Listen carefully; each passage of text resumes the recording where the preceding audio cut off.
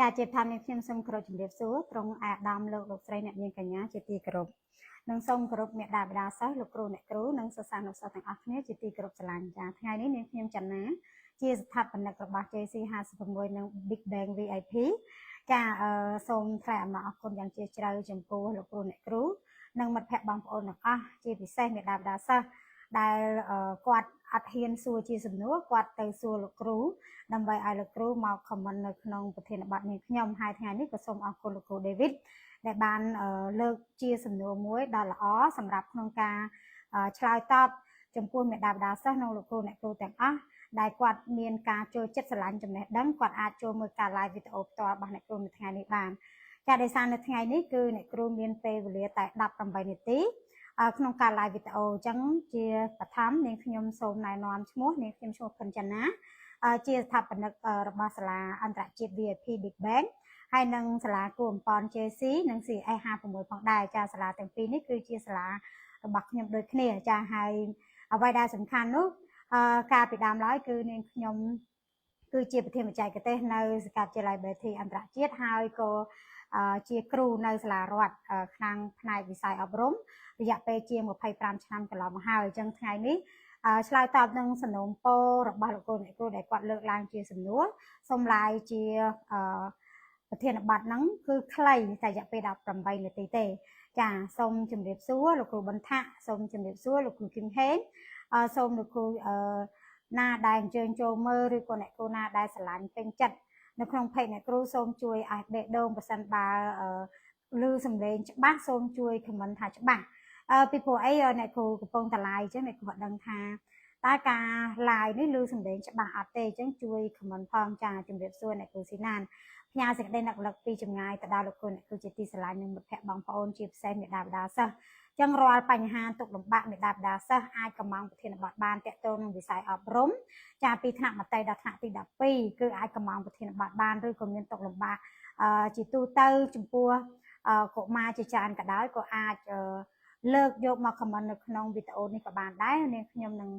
live ជារៀងរាល់ថ្ងៃអាទិត្យថ្ងៃច័ន្ទនិងថ្ងៃសុក្រសប្តាហ៍3ដងមុននឹងនាងខ្ញុំទៅអឺរ៉ុបនៅខែក្រោយនេះនាងខ្ញុំជួយឆ្លើយតបសំណូមពររបស់មេដាបេដាសិស្សនិងលោកគ្រូអ្នកគ្រូសិនចាសូមជម្រាបសួរលោកគ្រូអ្នកគ្រូទាំងអស់គ្នាចាអរគុណលោកគ្រូឌីម៉ង់ដែលបាន comment ថាឮច្បាស់អញ្ចឹងពេលដែលអ្នកគ្រូឮច្បាស់អ្នកគ្រូអាចបន្តការ live បន្តទៀតដើម្បីងាយស្រួលក្នុងការដល់លោកគ្រូអ្នកគ្រូចាអញ្ចឹងនៅក្នុងប្រធានបទថ្ងៃនេះគឺលោកគ្រូគាត់ឈ្មោះ David គាត់បានលើកឡើងជាសំណួរសួរថាតើមានកត្តាអ្វីខ្លះចាដើម្បីចូលរួមធ្វើឲ្យការសិក្សារបស់សិស្សទទួលបានលទ្ធផល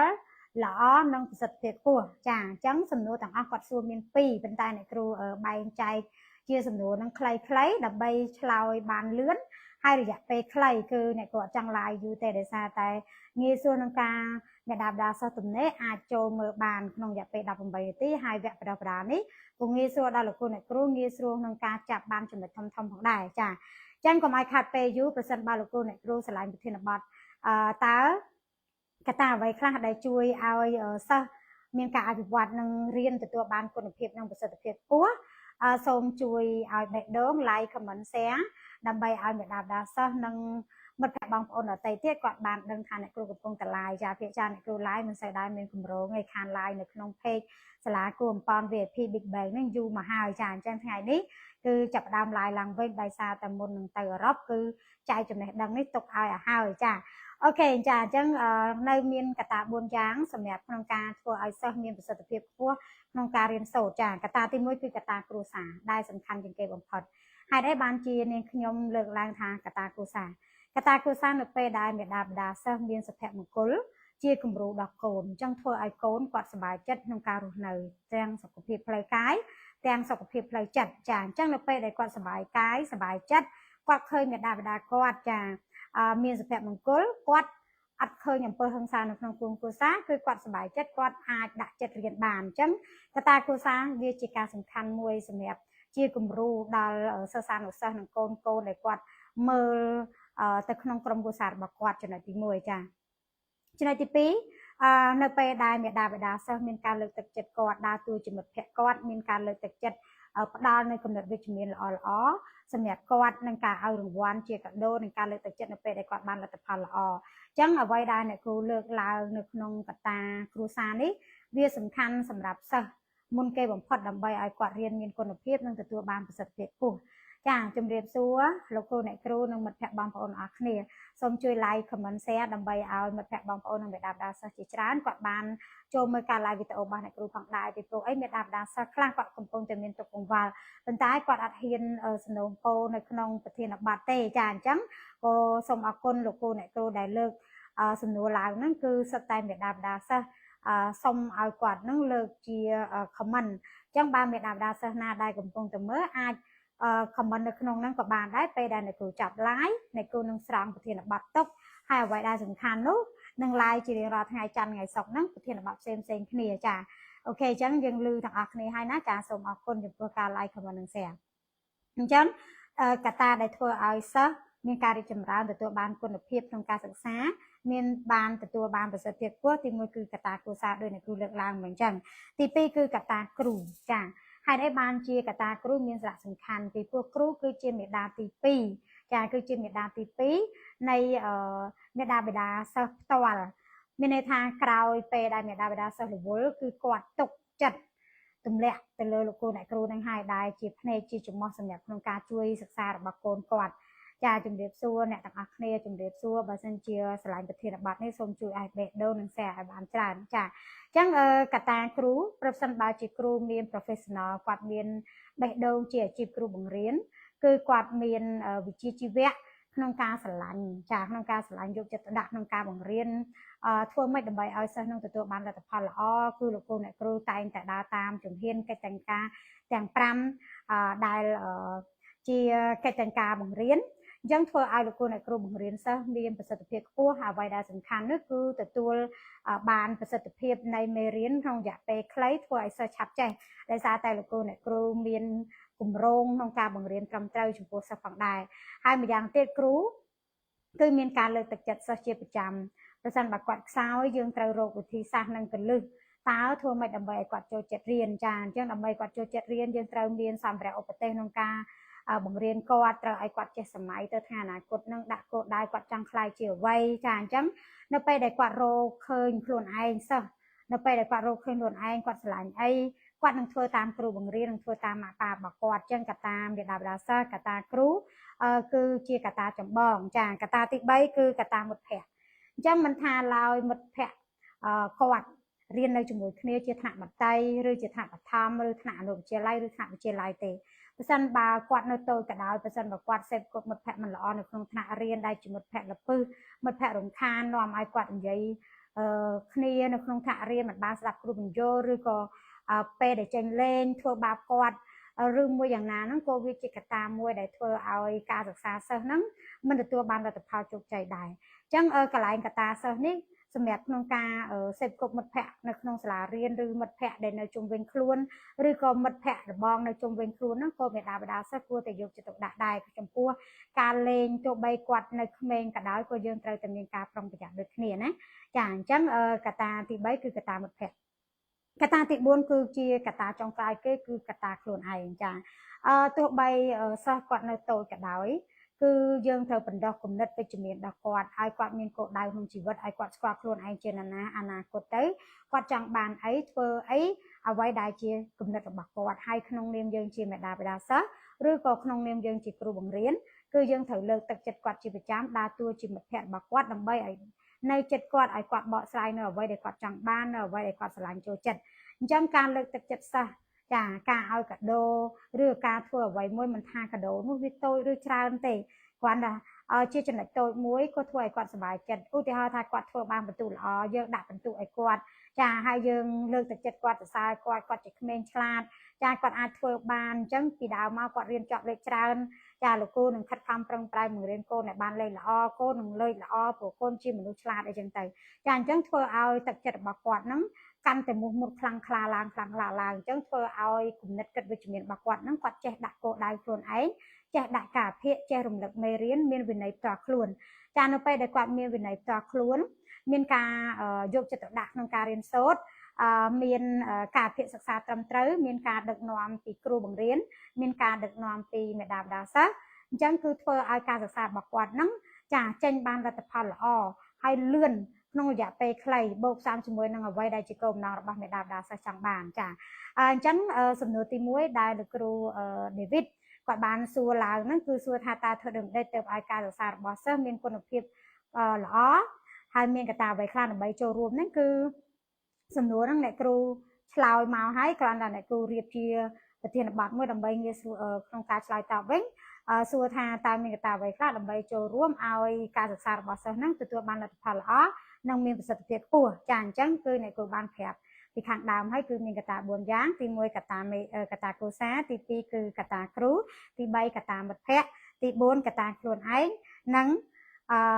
អ្វីដែលអ្នកគ្រូរាយរាប់ពីលម្អិតខាងលើចាដោយសារពេលវេលាអ្នកគ្រូខ្លីអ្នកគ្រូសូមឆ្លើយសំណួរទី2សំណួរទី2សួរថាតើកុមារចាប់ពីអាយុប៉ុន្មានគួរណែនាំប្រដៅឲ្យคล้ายជាកុមារគំរូដល់សង្គមចាតើមេដាបេដាសិស្សនិងគ្រូព្រៀនប្រដៅយ៉ាងដូចម្ដេចខ្លះហើយក្នុងកលៈទេសៈបែបណាចាហ្នឹងគឺជាសំណួរទី2បើសិនបើលោកគ្រូអ្នកគ្រូមិត្តភ័ក្តិបងប្អូនទាំងអស់គ្នាឆ្លាញ់ប្រធានបទនេះសូមជួយឲ្យបេះដូងឲ្យបានច្រើនសូមជួយខមមិនថាពេញចិត្តខ្លាំងណាស់ចាហើយបើសិនបើគិតថាប្រធានបទនេះគឺជាចំណែកក្នុងការជួយដល់សង្គមសូមជួយ share ឲ្យបានច្រើនដើម្បីជាដំណោះស្រាយដល់មេដាបេដាសិស្សទាំងអស់ដែលកំពុងតែមានទុក្ខកង្វល់ចាអញ្ចឹងឥឡូវនេះគឺអ្នកគ្រូមានពេលវេលាខ្លីអ្នកគ្រូសូមរៀងញាប់បន្តិចចាអញ្ចឹងមុននឹង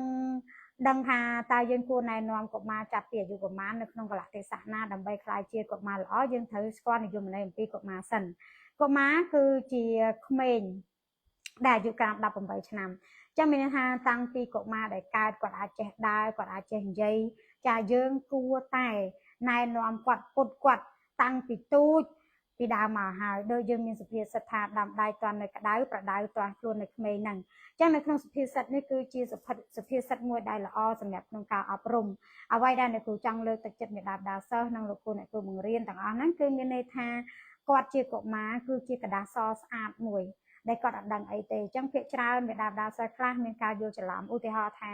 គាត់នៅទូចលាបក្រែមលាបម្សៅឲ្យគាត់ធ្វើខ្លួនឲ្យគាត់ពាក់គ្រឿងអលង្ការឲ្យគាត់ការឲ្យគាត់អញ្ចឹងវាអត់តាន់ត្រឹមត្រូវនៅឡើយទេមូលហេតុត្រង់ថាគាត់នៅតូចពេលដែលចេះបង្រៀនគាត់នៅតែងខ្លួនបង្រៀនគាត់ឲ្យមានគ្រឿងអលង្ការនៅពេលដែលគាត់ធំទៅតែអាយុ8ឆ្នាំ9ឆ្នាំគឺគាត់ចេះតបតែងខ្លួនចេះចង់បានគ្រឿងអលង្ការដូច្នេះសូមមេដាបេដាសិស្សទាំងអស់ដែលមានការយល់ច្រឡំហ្នឹងមានការកែប្រែមកវិញអ្នកគ្រូសង្ឃឹមថាការចែកម្លែករបស់អ្នកគ្រូដែលមានបទពិសោធន៍ជាង25ឆ្នាំជាមួយវិស័យអប់រំនេះអាចជួយជាចំណែកដល់មេដាបេដាសិស្សនិងមិត្តភ័ក្តិបងប្អូនទាំងអស់គ្នាដែលកំពុងតែមានទុក្ខកង្វល់ចំពោះនឹងកុមារដែលមានបញ្ហាមិនស្ដាប់បង្គាប់ដែលមានការជជែករឹងរូសចាគឺសម័យនេះគឺជាសម័យ technology អញ្ចឹងភាគច្រើនដែលមេដាបេដាសិស្សកំពុងតែមានទុក្ខកង្វល់គឺនិយាយកូនមកស្ដាប់អញ្ចឹងការអប់រំគាត់គឺអប់រំតាំងពីគាត់នៅតូចតែម្លេះអ្វីដែលសំខាន់នោះគឺទី1កត្តាមេដាបេដាសិស្សត្រូវព្រៀនបដៅគាត់ចាប់ពីគាត់ពីអាយុ3ឆ្នាំឬគាត់ចូលពីមត្តេយសិក្សាចាឡើងទៅតាំងពីមត្តេយសិក្សាកម្រិតទាបកម្រិតមធ្យមចាកម្រិតខ្ពស់រហូតដល់ថ្នាក់ទី1ទី2រហូតដល់គាត់នៅអាយុដែលពេញវ័យដែលគាត់មិនទាន់អាចទទួលខុសត្រូវខ្លួនឯងបានគឺយើងនៅតែព្រៀនបដៅគាត់ចាអញ្ចឹងសំណួរទី2គឺតើយើងត្រូវធ្វើម៉េចក្នុងការព្រៀនបដៅគាត់យើងត្រូវធ្វើជាគំរូដល់គាត់ឧទាហរណ៍ថាគាត់ជាកូនប្រុសនៅពេលដែលគាត់ហៅយើ